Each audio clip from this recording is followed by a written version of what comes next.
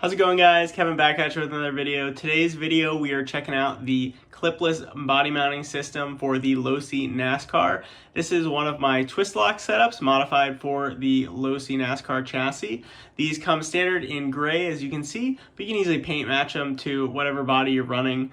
They accept any of your standard hardware store paints, things of that nature. But I'm going to get into how they work, how to install them, and then we'll take this thing out for a rip. So let's do a quick demo of how to get the body on and off. So right now everything is locked. This thing is super nice and secure. It is not going anywhere.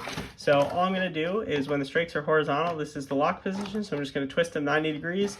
That's unlocked. Going to do the same in the rear, twist them 90 degrees. And then the way to release this is to basically, you want to just reach underneath and just push it straight up, and that will release it. It's a nice tight tolerance because we don't want this thing coming off, when you guys are racing or anything. So just like that, you can see the lower pieces stay attached to the body, chassis pieces stay attached to the body.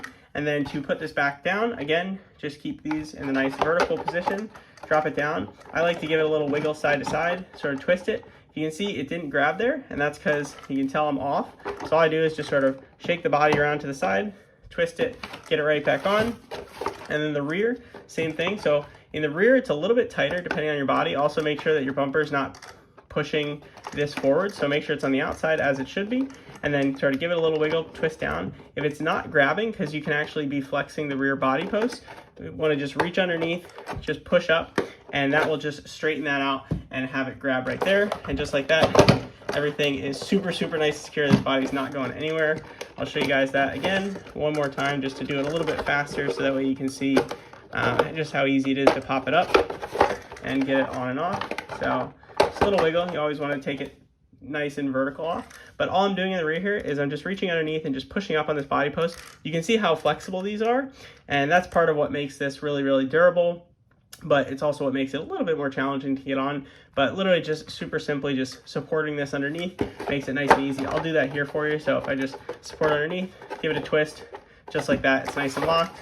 Come around to do the front, give it a little wiggle, twist it, lock it, super nice and secure. So now I'm going to jump into the install, show you guys how to install it, and then after the install I'll go out and take it for a rip. So we'll start by looking at the chassis pieces. So I have half of them installed just to show you what it looks like in the progress here. So with these pieces, so I will take one of them here. So do note that these through holes, they're not threaded in any way. They're a little bit tight, so they will feel like they're threading in when you start screwing it in. But on the front here, you can see we're going to use the lower hole and the lower mounting position, and that'll get us the correct height in the front. Now you're going to take out these front two M2.5 bolts and use the provided ones in the kit that are 20 millimeters. That will go through the entire piece and provide support on both sides to give this really a lot of extra strength. In the rear here, we're going to use the top hole and the top position here. Again, same thing. These will be on the inside. You can take them out, put them back in on the inside or the back side. Doesn't really matter. But for the rear, you're going to use the upper hole in the upper position, and that will get the rear height just right so that it lines up. And then when you go to put the body on, it'll sit at perfect right height. So I'm going to put those other two on, and then I'll show you guys what to do on the body. So on the body side here, we're actually going to have slightly different pieces for the front versus the rear. So as you can see in here, when I twist this body side piece, it twists that keying feature on the inside. So we're basically just going to be installing those two features. And what we have here, so we have a front on my left hand and a rear on the right. What you notice is the front on the left hand is a little bit taller, and so that's for the 12 millimeter M3. This is for the 10 millimeter. So for the front here, I'm going to grab my 12 millimeter. I'm going to push that through. Now it might get a little stuck. All you got to do is just basically grab your little screwdriver tool, push it through. And then we have our underside piece. These are all the same front and rear. And then I have my M3 lock nut. So I'm just going to drop that in here. Doesn't really matter the orientation, but it should fit in nicely. Then I'm going to take this, and I'm basically just going to push this through the body. Now LOSI made these holes perfectly 6 millimeters, so it's going to be a little bit tight. I'll try to rotate this so you can see here.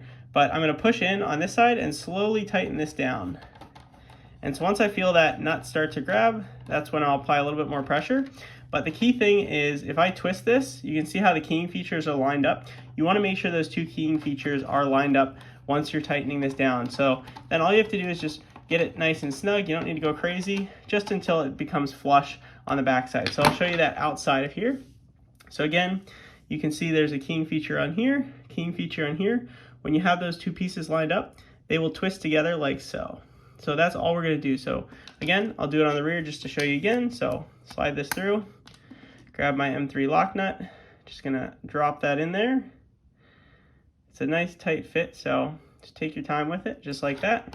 And then now we're going on to the rear. So again, I'm gonna take this piece, I'm gonna feed it through there, grab my screwdriver, hold it in just like that, and I'll take this piece, whoops, dropped it on me. A little hard to do in front of the camera at the same time here. I'm gonna push this down, slowly start tightening that. And then you see how it sort of twisted and it lined up? And that's how I felt that the keying features lined up nicely. And then again, just gonna tighten that till it becomes nice and flush. I don't wanna go crazy tight. You can see there's too much resistance here. I just wanna loosen it just a little bit so I'm not squeezing the Lexan that hard. I want it to have a little bit of resistance, but not too much. So that's good amount right there. The keying feature is not the resistance on the plastic, it's in the chassis side piece. So last one here. Do this one a little bit faster for you guys so we can throw it on the body, or throw it on the chassis here. So just pushing this through. Just gonna make sure I have my keying feature facing towards the other keying feature. And just gonna tighten that down. And when that keying feature is again not spinning, I know that they're lined up. Just gonna test my resistance. All right, it's a little bit too tight. Just gonna loosen it up a little bit. And that's why these are lock nuts, so that way you don't have to worry about them backing out. So there we go, that looks good. We can slide our chassis over and drop it on. All right, so in the rear here, these posts were actually bending a little bit. So all I did was I just reached my hand underneath and just pushed up on the bottom of the post, and that actually just tilted it forward. So I'll show you guys what that looks like just in case it happens to you. So once I get these vertical, I basically just reach in from the fenders, just pop it straight up, just like so. Once you pop it straight up, it's gonna come right off, just like that. So body's off. So all I was doing was reaching underneath right here. Let me tilt this down a little bit so you can see a little better. I was just reaching underneath and just pushing up just a little bit because these are flexible, so sometimes they'll try to move out of the way on you. But so I'll drop that in again. So I'll do the front here. Those are nice and locked, they're not going anywhere. So the rear, these do not want to go like this. All I do is I'm just gonna reach underneath, just push up a little bit, give it a twist. Do the same with the other side, give it a twist, and just like that, nice and locked in. And then this thing is super secure. It is not going anywhere. It is incredibly nice and tight and secure. It's not gonna shake around, the body's not gonna bounce off or anything. So with that, I'm gonna take it out to my local tennis courts and pickleball courts and go rip it around, show you guys some driving, because I'm sure you wanna see it since it's such a new car. One quick note I did wanna add, since the customer did let me know, is that if these are feeling a little bit too sticky or looks like you have some sort of dirt, debris in there, he actually recommended if you just put a little grease on the inside. So I'll pop this up here. So again, just picking it straight up. That's the best way to do it, just like that. So he actually recommended just putting a little bit of grease in here, and that helps reduce the friction, and that'll help make it a little bit easier to take on and off. It won't affect how tight it locks down, so you won't have to worry about that, but definitely recommend it if you're finding that it's just getting a little bit stuck when you're taking the body on and off. All right guys, Kevin here at the park with the LOSI NASCAR. You can see also I've got some fine laser designed hats now on the website, so you can buy those if you want to support my small business. But with that, I'll give you guys a quick little demo of how to get this on and off, get the battery started, and then we'll take it for a rip. All right, so we have it locked right now, so I'm just gonna give this all 90-degree twist and sort of just pick up underneath. So you wanna push vertically straight up. This one's a little tight, there we go, we got it. So same thing in the rear. Sort of give it a little shake, body comes off. Now I just got to plug our battery in, so I'll do that quick. Alright, sorry for dropping you there. Battery's plugged in. Just got to turn it on before I forget. There we go. Got the steering. Definitely want to upgrade the steering servo on this because it's a little slow. Drop that back down. Give the front an old 90-degree twist, a little wiggle. There we go. Then underneath, I recommend, again, just sort of reach underneath, just near the fender, pick it up, and then give it a little twist. It's a little easier to do that with two hands here, but one hand I can get it. Just push that up. There we go. Nice and secure. So let's do some driving now.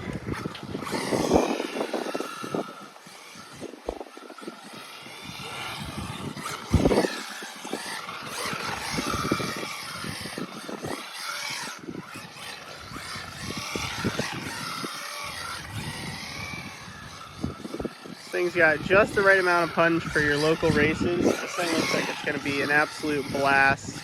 I can't wait to have a class for this at our local races that we do out here in Buffalo. Not sure if I'm going to do anything to the diff, front or rear, but you get a lot of control. You can slide it a little bit if you want because of that four-wheel drive.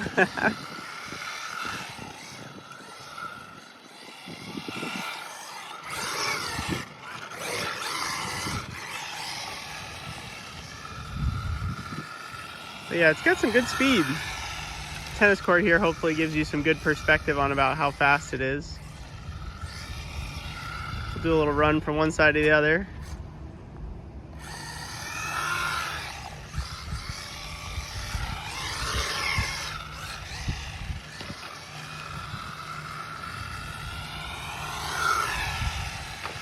Looks like one tennis court is, one half of the tennis court is about the perfect width for this thing to do a nice big oval.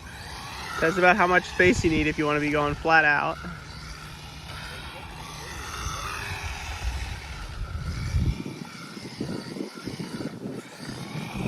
Yeah, these things look so cool. I can't wait to have a bunch of them out here, rip it all together.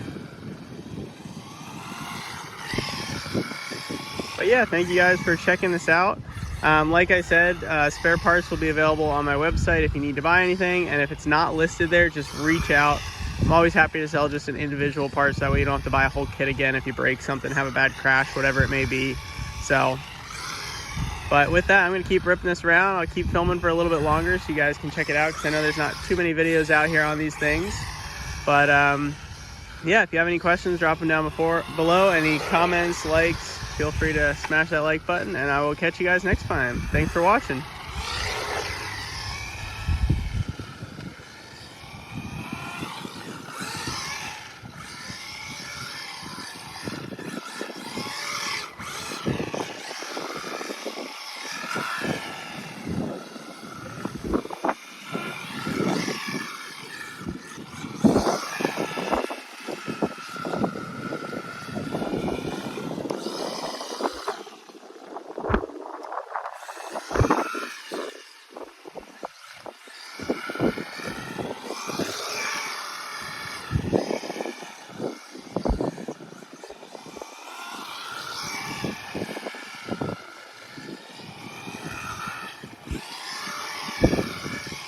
Alright, I'm probably going to end it there, go get my LOSI super laser nut out for a rip. Catch you guys next time.